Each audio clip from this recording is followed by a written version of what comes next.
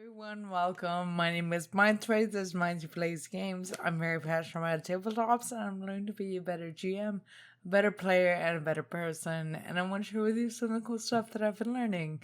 Today, I want to talk to you about GM Intrusions, which is a key mechanic from the Cypher system, which is a universal system developed by Monte Cook Games. If you're familiar with Numenera, that is the system behind it. It's Monte Cook Games joint. I'm sort of back and forth with Monte Cook Games. On the one hand, I love Tolus, I love Gods of the Fall, I love the Strange, but I find there's a few things in their mechanics and in their rule sets I find it to be a little over-engineered. But the stuff that works for me really works for me. GM Intrusions is one of those things. It's a mechanic that centers narrative and storytelling. You know how when you're running a game and your players are doing something like anything, and a thought of, wouldn't it be cool if X happened, pops into your head, but you don't want to sort of derail what they're doing. A GM intrusion is a mechanical way to make that happen. So, like, let's say the players are working to break into a prison, as they're working through it, I get the thought, oh man, it would totally add tension to have a fire drill happen right now. So there's this sort of unexpected activity that they have to contend with. So, of course, you can, just do that. Do that and that's fine. But the GM intrusion is a way for you to sort of reward players for letting you fuck up their plans a little. So you say, I have an idea for an intrusion, do you want some XP? And this is offered to a single player if you're affecting just one person's activity, or you can give it to the whole group if you're affecting the entire group's activity. And they're offered to one to keep for themselves and one to give to any other player. XP as well, they're a really valuable currency in Cypher.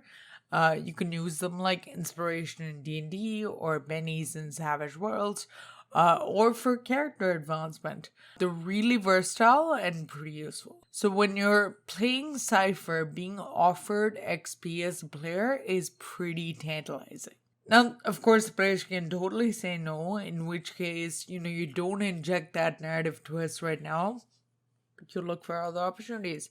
Though anecdotally, I have found it is rare for the players to say no. It's fun to dig yourself out of a higher stakes situation that you sort of brought on yourself.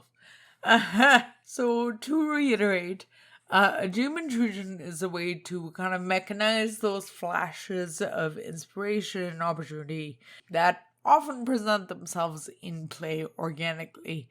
Stuff that you haven't and couldn't probably have planned for. Generally, GM intrusions are bad things. They're opportunities to up the narrative tension. You shouldn't be using them to be adversarial or punish your players. It's not something to inflict irreversible damage to your players. Don't use a GM intrusion to, irrevocably lose a family heirloom or kill a favorite NPC. It's not something you want to break their spirit or or break their desire to play the game.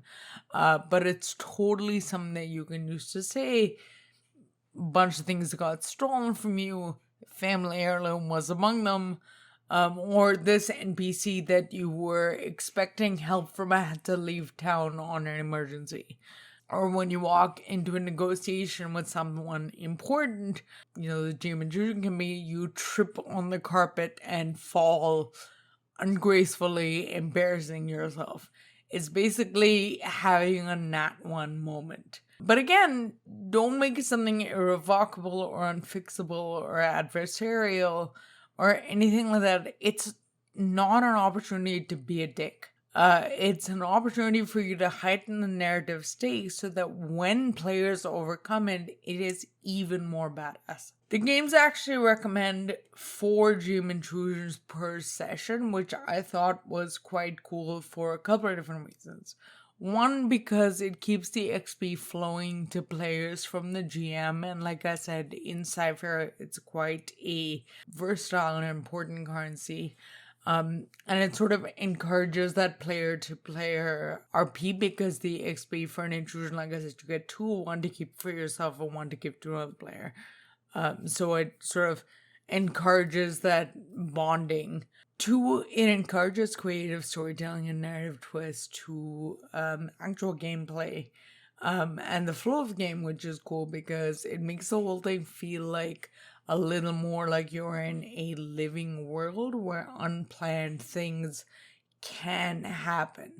A world that exists outside the PCs that can sometimes behave unexpectedly. I know that's the feeling a lot of us GMs want to impart at the table, that there's this larger world. And this mechanic, I feel like, does that. Third, it involves players in the narrative tension beyond them just kind of reacting to it, because in a way they're seeking it out. They're taking what's being offered to them. That's collaborative storytelling, and that's agency. You can absolutely just get in the habit of having narrative twists happen. But if you have any meta currencies in your game, like inspiration or bennies or whatever, consider tying that in to mimic the structure of GM Intrusions, even if you aren't playing Cypher. It's not difficult to do. You're probably already looking for ways to kind of fuck with your players in a fun way, letting them get something out of it so they don't feel like it's something that's just happening at them, but rather a game you're playing with them can be very compelling.